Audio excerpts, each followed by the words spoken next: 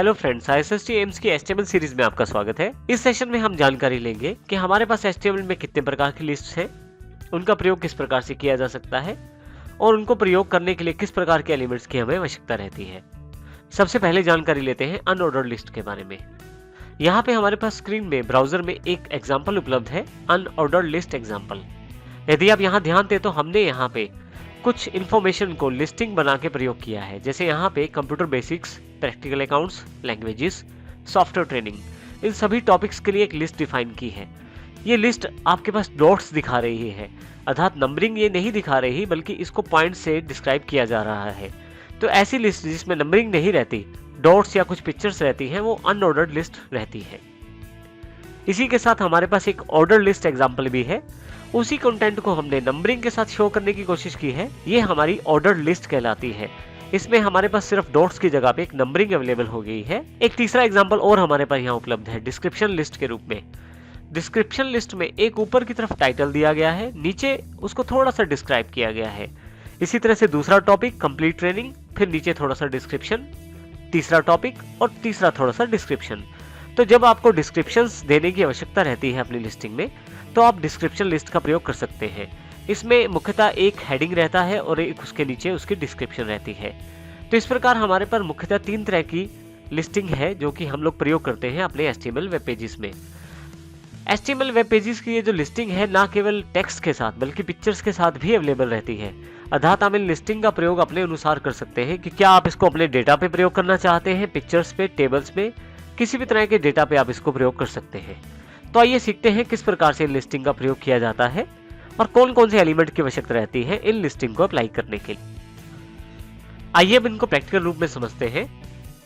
हमारे पास यहाँ पे 3 तरह की लिस्टिंग अवेलेबल है। सबसे पहले बात करते हैं अनऑर्डर्ड लिस्ट के बारे में, जो हमने एग्जांपल में भी देखी थी, जिसमें डॉट्स का प्रयोग किया गया था, जो कि हमारे पास एग्जांपल में भी उपलब्ध है। अनऑर्डर्ड लिस्ट को यूज करने के लिए HTML कोडिंग में हम UL टैग का प्रयोग करते हैं। UL टैग लगाकर हम ये जानकारी दे सकते हैं कि हमारी अनऑर्डर्ड लिस्ट शुरू हो चुकी है। फाइनली क्लोजिंग UL टैग लगाकर हम ये जानकारी दे सकते हैं कि यहाँ पे हमारी अनऑर्डर्ड लिस्ट खत्म है।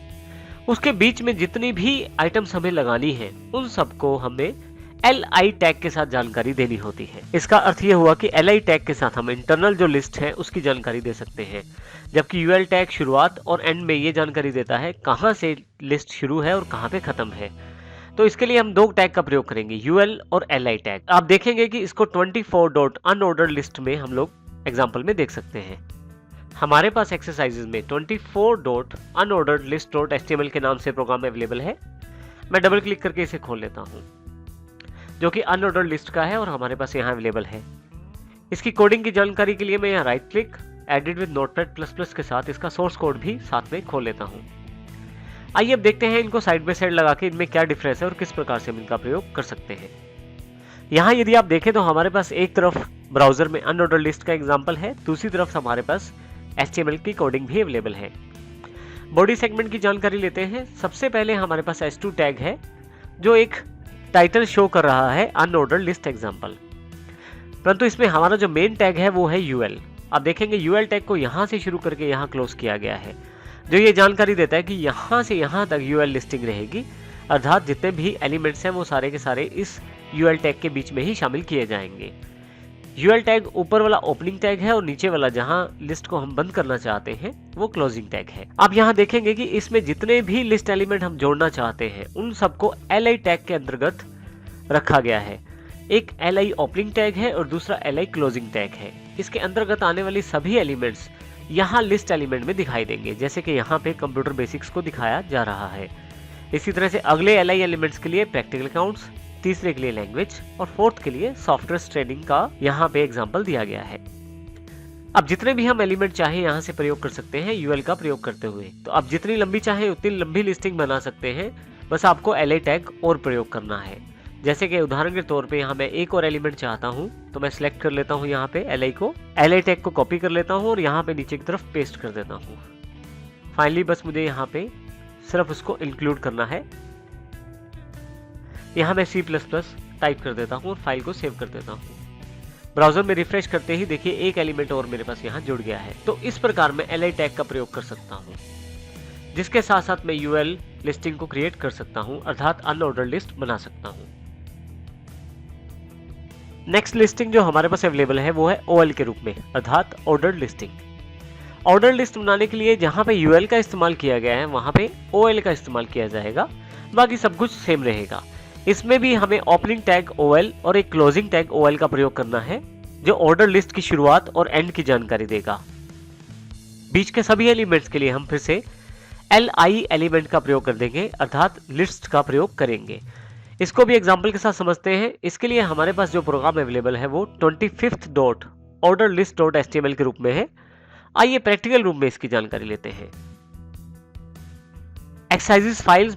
एक्सरसाइज फाइल में हमारे पास ऑर्डर लिस्ट डॉट HTML के नाम से प्रोग्राम अवेलेबल है। मैं डबल क्लिक कर देता हूं इसे। आप देखेंगे ऑर्डर लिस्ट एग्जांपल हमारे पास ब्राउजर में अवेलेबल हो गया है। उसी फाइल पे फिर से राइट क्लिक कर देता हूं और एडिट विद नोटपैड++ कर देता हूं, तो मेरे पास HTML सोर्स कोड अवेलेबल हो गया है इसी फाइल का। आइए साइड बाय साइड इसको देखते हैं। सबसे पहले हम बॉडी सेगमेंट के अंदर की जानकारी लेते हैं। यहाँ पे एक S2 टैग का प्रयोग किया गया है, जो केवल टाइटल देने के लिए प्रयोग किया गया है। नीचे की तरफ OL ओपनिंग टैग है और बिल्कुल नीचे की तरफ स्लैश के साथ S2 टैग के नीचे OL लिस्ट को शुरू किया गया है OL के ओपनिंग टैग के साथ। सबसे नीचे यदि आप देखें तो स्लैश लगाकर OL का क्लोजिंग टैग प्रयोग किया गया है। इसके बीच में आप सभी लिस्ट एलिमेंट्स को प्रयोग कर सकते हैं जिनको आप ऑर्डर लिस्ट में शामिल करना चाहते हैं। जैसे हमने यहाँ पे computer basic, practical accounts, language और सॉफ्टवेयर ट्रेनिंग को शामिल किया है। यदि आप यहाँ ध्यान दें तो केवल O का ही फर्क है पिछली और इस बार की लिस्टिंग में, अर्थात यहाँ पे OL लिखा है, वहां पे पिछली बार हमने UL का प्रयोग किया था। केवल यही फर्क है और इसी O की वजह से ये जो लिस्टिंग है ये ऑर्डर लिस्ट बन जाती है। आप देखेंगे यहाँ पे नंबरिंग भी शो की गई है ऑर्डर लिस्ट के एग्जाम्पल में। मैं एक और एलिमेंट भी प्रयोग कर सकता हूं इसमें। इसके लिए मैं एंटर कर देता हूं और ऑर्डर लिस्ट में मैं इस एलिमेंट को कॉपी कर लेता हूं। आप अपने HTML फाइल में से आसानी से टाइप भी कर सकते हैं। मैं यहाँ पेस्ट कर देता हूं और फाइनली इसे सेव कर लेता हूं। अपने ब्राउजर को रिफ्रेश कर लेता हूं तो आप देखेंगे एक एलिमेंट, 5th एलिमेंट और जुड़ गया है C++ के रूप में। तो इस प्रकार आप ऑर्डर लिस्ट का प्रयोग कर सकते हैं। ऑर्डर लिस्ट और अनऑर्डर लिस्ट में प्रैक्टिकली U और O का ही फर्क है। यदि यहाँ पे मैं U का प्रयोग कर लूं तो ये हमारे पास लिस्ट जो है, जैसे कि मैं एग्जांपल करके भी देखता हूं इसको साथ साथ, तो यदि मैं यहाँ U का प्रयोग कर लूं तो ये जो लिस्ट है हमारे पास अनऑर्डर लिस्ट बन जाएगी। फाइल सेव करता हूं यहाँ से मैं और एक बार रिफ्रेश कर लेता हूं और फिर से अगर मैं इसको O कर देता हूं और फाइल सेव कर देता हूं, फिर से ब्राउजर रिफ्रेश करता हूं तो फिर से लिस्टिंग ऑर्डर लिस्ट बन जाएगी। तो इस प्रकार आप अपनी सुविधा अनुसार ऑर्डर लिस्ट और अनऑर्डर लिस्ट का प्रयोग कर सकते हैं। नेक्स्ट लिस्ट जो हमारे पास अवेलेबल है वो है डिस्क्रिप्शन लिस्ट के बारे में। डिस्क्रिप्शन लिस्ट को प्रयोग करने के लिए आप DL, DT और DD 3 टैग्स का कॉम्बिनेशन प्रयोग करते हैं। DL टैग जो है डिस्क्रिप्शन लिस्ट है, जहां से आपकी लिस्ट शुरू होगी और जहां पे एंड होगा वहां पे आप DL टैग के ओपनिंग और क्लोजिंग टैग को प्रयोग करते हैं। उसके पश्चात जो आप हेडिंग देना चाहते हैं वो DT टैग से दे सकते हैं। ये लिस्ट टर्म कहलाती है जिसको हेडिंग के रूप में प्रयोग किया जाता है डिस्क्रिप्शन लिस्ट में। इसी तरह से यदि आप उसके साथ इंटरनल लिस्टिंग बनाना चाहते हैं तो DD टैग का प्रयोग कर सकते हैं। इसको अच्छी तरह से हम समझ सकते हैं प्रैक्टिकल रूप में। इसके लिए हमारे पास 26.descriptionlist.html के नाम से एक्सरसाइज अवेलेबल है। आइए उस पर जानकारी लेते हैं और प्रैक्टिकल रूप में इसको सीखते हैं। यहाँ हमारे पास एक्सरसाइजेज में descriptionlist.html के नाम से प्रोग्राम अवेलेबल है। मैं डबल क्लिक कर देता हूँ। अब देखेंगे आपके पास डिस्क्रिप्शन लिस्ट एग्जाम्पल अवेलेबल हो गया है। इसकी कोडिंग भी देखते हैं ताकि ज्यादा क्लियर करें हम इसे एडिट विद नोटपैड++ के साथ। अब हमारे पास साइड बाय साइड दोनों तरफ की लिस्टिंग अवेलेबल है। एक तरफ ब्राउजर में आउटपुट और दूसरी तरफ नोटपैड++ में उसकी कोडिंग। यहां से हम बॉडी सेगमेंट की जानकारी लेते हैं। बॉडी सेगमेंट में हमने सबसे पहले S2 टैग का प्रयोग किया है जो केवल टाइटल देने के लिए प्रयोग किया जा रहा है। फिर हमारे पास डेफिनेशन लिस्ट अवेलेबल है DL के रूप में। आप देखेंगे हमारे पास यहाँ पे DL लिस्ट जहां से शुरू हुई है और जहां पे एंड हुई है इसके बीच में सारी की सारी लिस्टिंग रहेगी। लिस्टिंग क्रिएट करने के लिए आप 2 टैग का प्रयोग करते हैं, DT जो कि हेडिंग्स का काम आता है जैसे प्ले, वॉच एंड लर्न, और फिर उसकी डेफिनेशन जो कि DD टैग के अंतर्गत हम शामिल करते हैं, जैसे कि ये वाला कंटेंट जो है ये DD के अंतर्गत है।